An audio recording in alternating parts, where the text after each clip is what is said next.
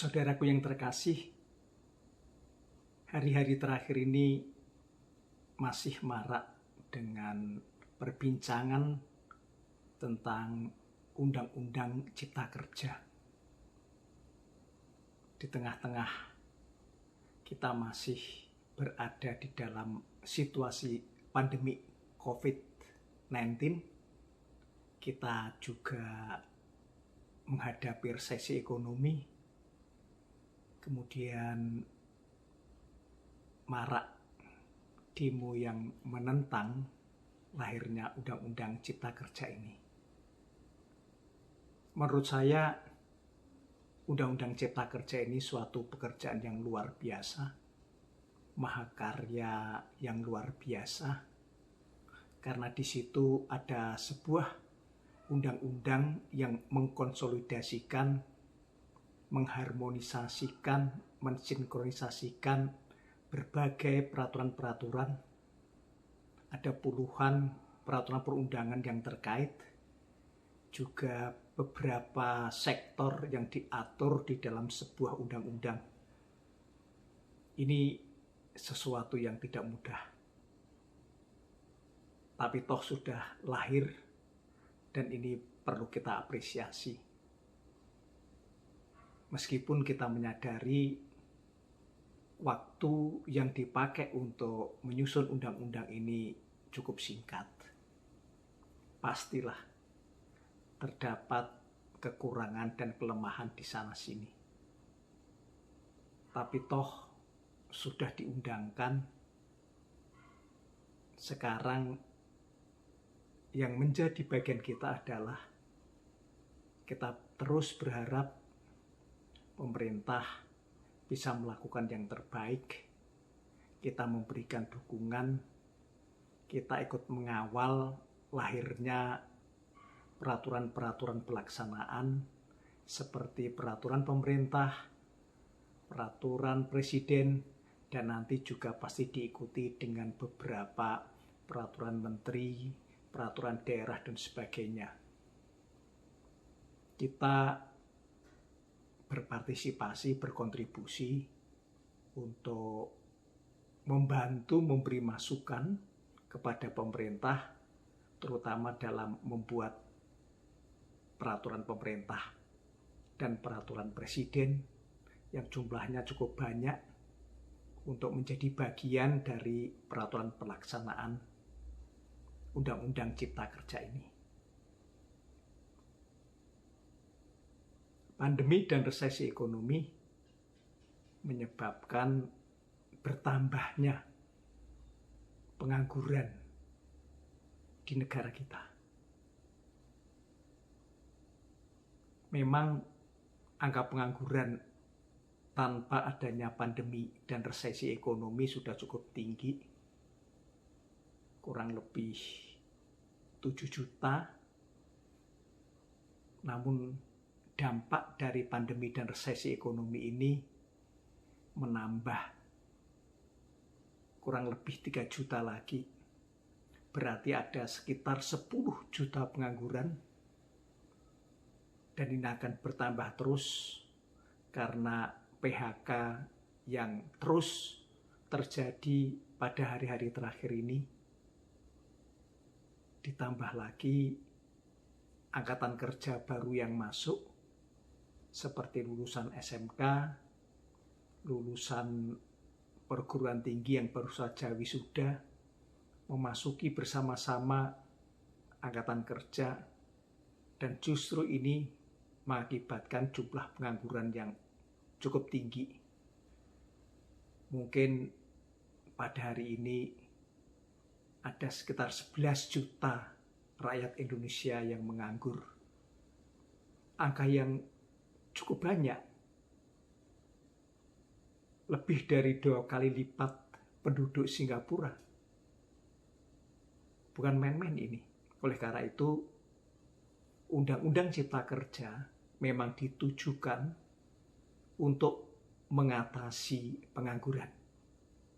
Undang-Undang Cipta Kerja ini lebih fokus pada kebijakan-kebijakan yang memungkinkan pengangguran bisa segera mendapatkan pekerjaan. Sebagaimana kita ketahui bahwa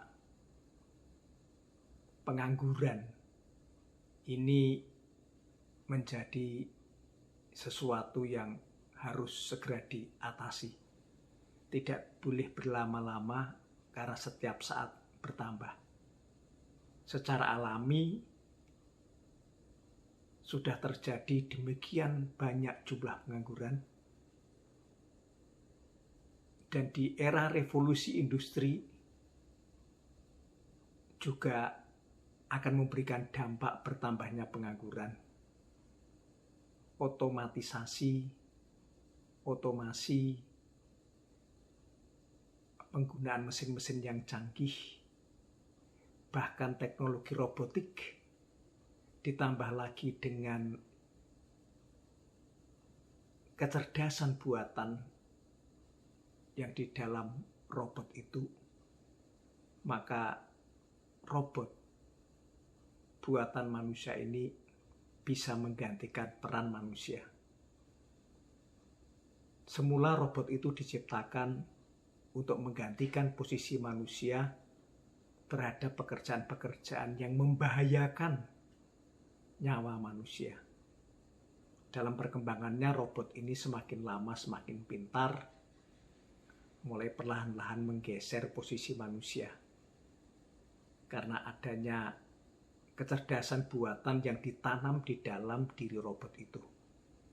Bahkan robot-robot yang canggih ini saat ini sudah bisa memiliki emosi, memiliki perasaan, memiliki empati. Jadi ketika kita sedih, robot pun bisa berempati kepada kita.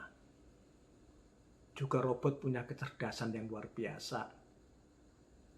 Ketika saya muda, saya membaca berita ada robot yang melawan Grandmaster, juara catur dunia.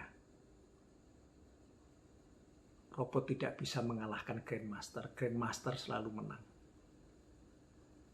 Namun dalam perkembangannya, mulailah sekali, dua kali Grandmaster dikalahkan oleh robot. Makin lama, makin seru.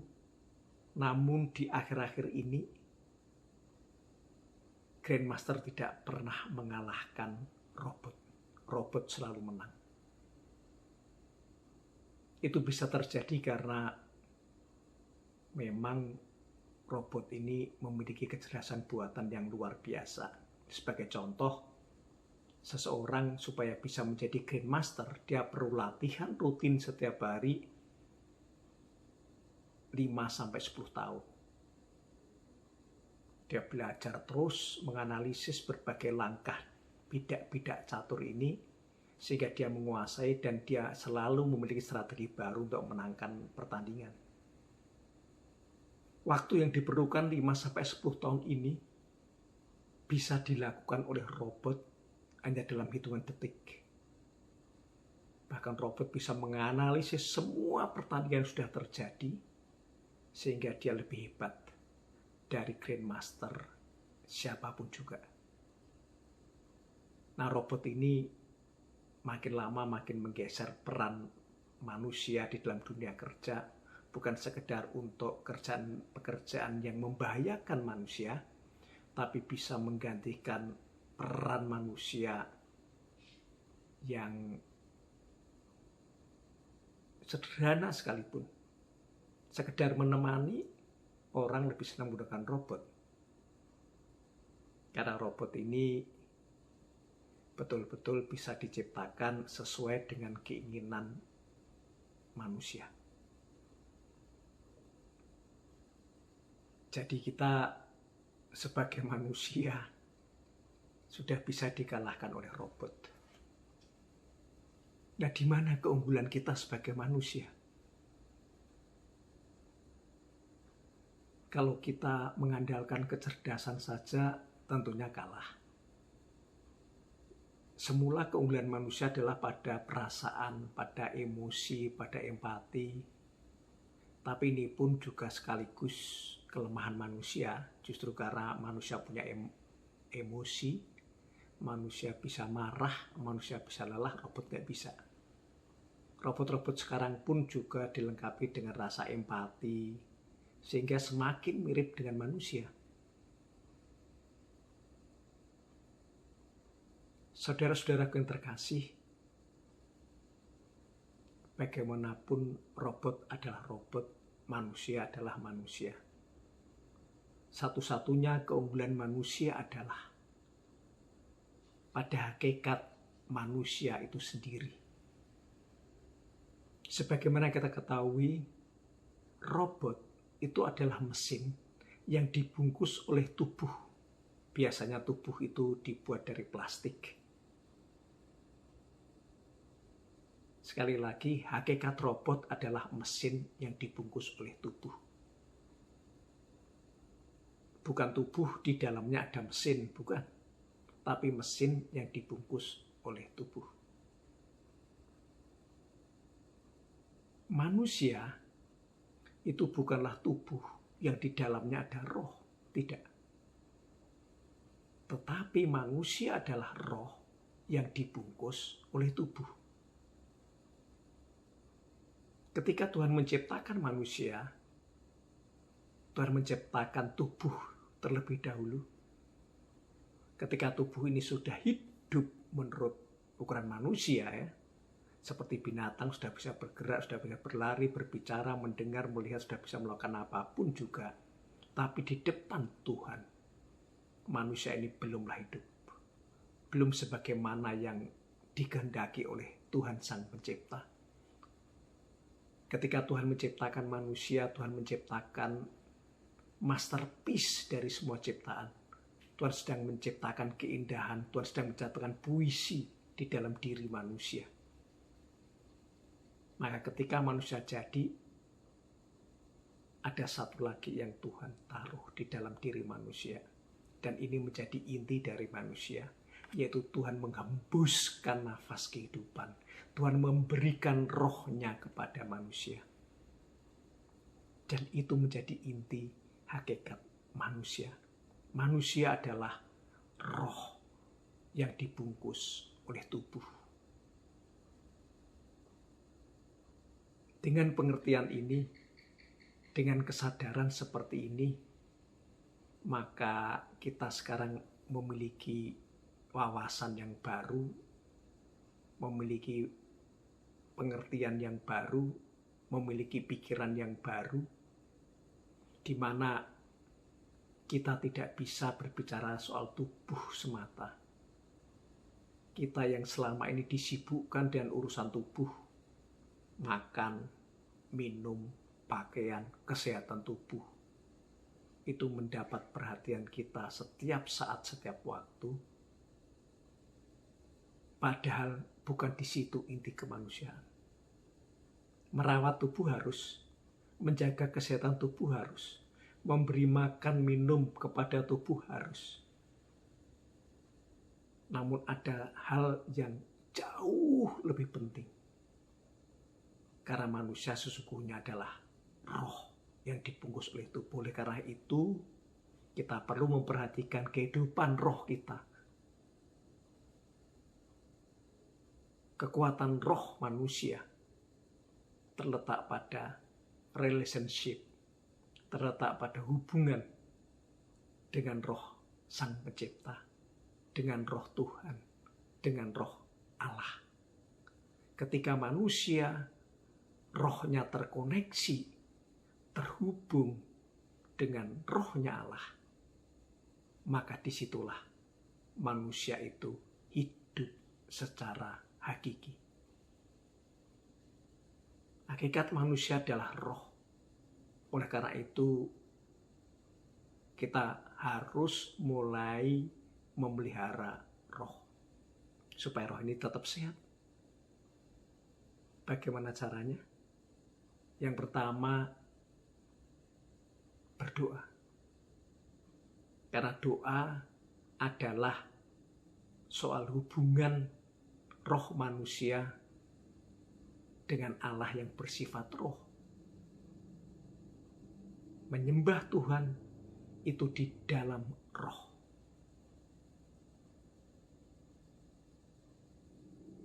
Yang kedua, kita perlu membaca firman Tuhan setiap hari secara disiplin untuk membangun kehidupan roh kita, supaya roh kita semakin lama semakin kuat.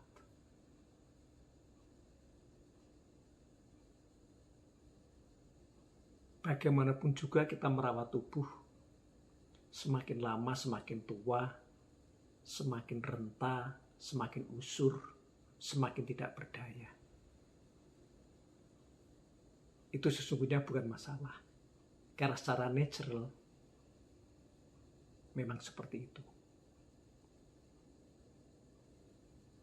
Tapi ada yang lebih penting, yang sangat penting, yang terpenting adalah meskipun tubuh kita semakin tua, tapi roh kita harus semakin kuat. Tubuh kita semakin lemah, tapi roh kita semakin kuat. Hubungan kita dengan Tuhan semakin erat. Melalui doa dan pembacaan firman yang dilakukan terus-menerus. Memastikan roh kita tumbuh terus. Semakin dekat dengan Tuhan. Melalui kehidupan rohani kita yang baik.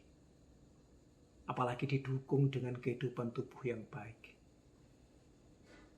Itulah sesungguhnya yang dikehendaki oleh Tuhan. Saat ini kita diingatkan penting untuk kita memberikan respons terhadap apa yang terjadi di sekitar kita. Merawat tubuh, menjaga kesehatan, apalagi di tengah pandemik ini. Namun bersamaan dengan itu, mari kita menjaga roh kita semakin sehat, tumbuh, dan semakin dekat dengan Tuhan Allah yang bersifat roh juga.